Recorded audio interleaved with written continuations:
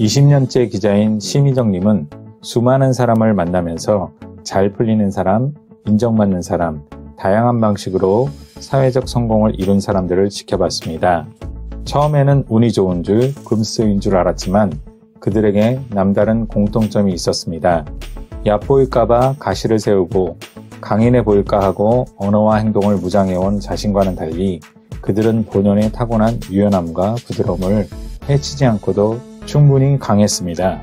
기자 생활 10년째 되던 어느 날 누군가를 이기기 위해 비우기보다 채우기에 급급했고 자신에게 집중하기보다 밖으로 나를 세우고 입에 독을 품던 자신을 발견합니다.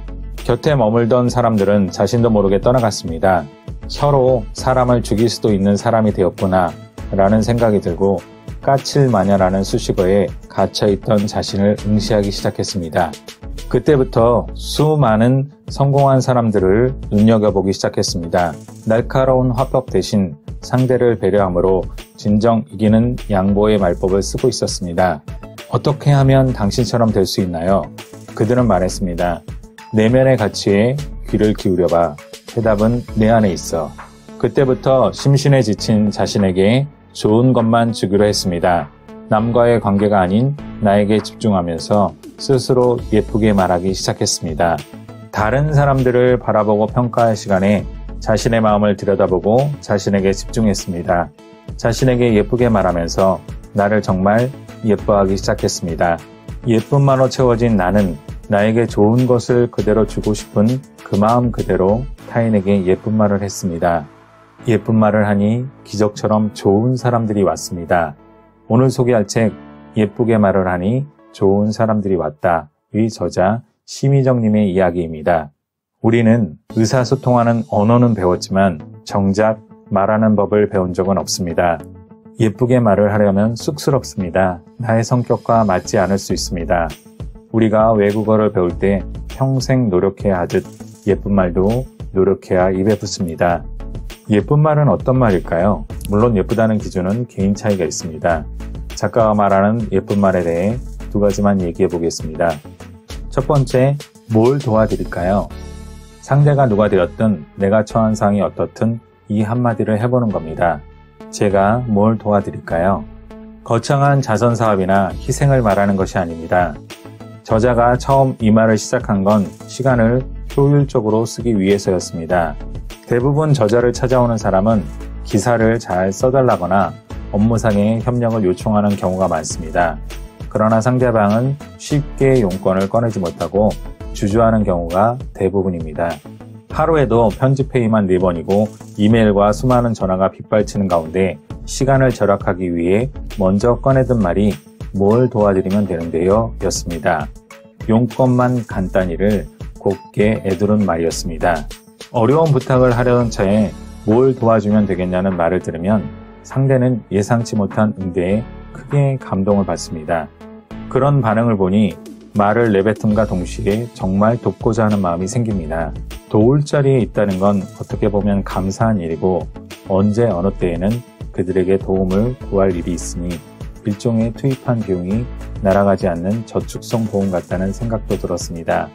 업무상 누군가를 만날 때도 지위 고하를 막론하고 뭘 도와드릴까요를 의식적으로 쓰곤 합니다. 안부 인사를 물을 때도 뭐 필요한 거 있어? 내가 도울 일이 있나? 가 예사입니다. 도울 일이 있든 없든 내가 먼저 손을 내미는 것을 원칙으로 삼은 뒤 예상치 않게 남에게 도움을 받는 일이 많아졌습니다. 그렇게 뭘 도와드릴까요? 라고 먼저 묻다 보면 주변 사람들이 어느새 나를 응원하는 것을 발견할 것입니다. 그들이 적극적으로 나를 돕지 않더라도 최소한 적이 되지는 않는다는 얘기입니다. 베품은 100m 달리기에는 쓸모가 없지만 마라톤 경주에서는 진가를 발휘합니다. 둘째, 한국말을 영어처럼 하라. 말로 인한 오해 때문에 힘들어하던 저자를 지켜보던 한 선배가 이런 말을 해주었다고 합니다. 하고 싶은 말을 일단 좀 참아봐. 영어로 말한다는 기분으로 말이야. 작가 마크 고울스톤은 대화 상황에서 40초 이상 자기 생각을 늘어놓으면 대화가 일방적인 독백으로 변질된다고 말합니다. 그는 대화의 첫 20초를 녹색 신호등에 비유하며 이때는 서로가 호감을 느끼고 상대의 말을 유익 있게 듣는다고 했습니다. 하지만 이 20초가 지나도록 한쪽이 일방적으로 이야기를 이어가면 초록불이 노란불로 바뀌면서 듣는 이는 점차 흥미를 잃게 되고, 시간이 더 지나 40초가 넘으면 빨간 신호등이 켜지며 적개심이 생긴다는 것입니다. 하지만 대화를 하다 보면 나도 모르게 상대의 반응은 무시한 채 내 의견을 전달하기에 급급해지기 마련입니다. 초록불이 언제 노란불을 거쳐 빨간불로 바뀌는지를 말하는 중간에 알아채기란 여간해서 어렵습니다. 이때 유용한 것이 영어 쓰듯 말하기입니다. 교포가 아닌 이상 영어로 말하려면 먼저 내 생각을 차분히 정리해야 합니다.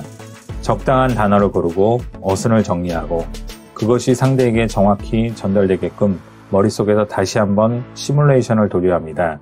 자연히 신중해질 수밖에 없고 아주 단순한 문장이라도 입을 떼기 전에 몇 번을 곱씹게 마련입니다. 실수를 피하고자 2번 할 말을 한 번으로 줄이는 것은 기본. 우리가 어릴 적부터 익힌 교과서 영어는 비속어 같은 나쁜 말은 없습니다.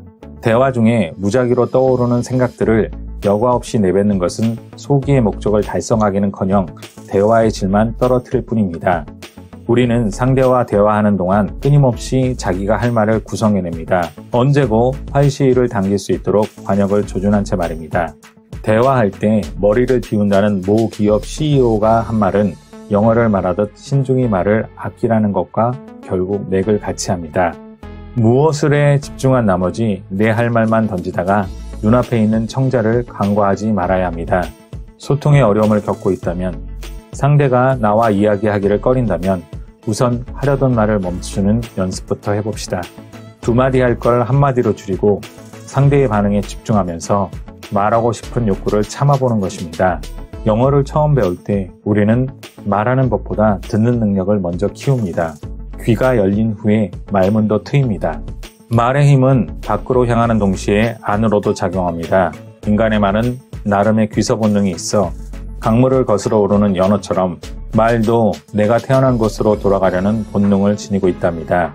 말의 표적이 항상 나를 향해 있다고 생각하면 내가 쓰는 단어와 내용의 엄중함을 깨달을 수 있습니다.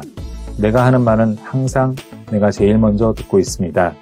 좋은 말은 내 오감이 듣도록 내뱉고, 나쁜 말은 변기통에 넣어 물을 내리는 상상력을 동원해 폐기해버리는 연습을 하는 것이 좋습니다. 행복에는 여러 가지 요소가 있습니다. 그중 중요한 것 중 하나는 관계일 것입니다.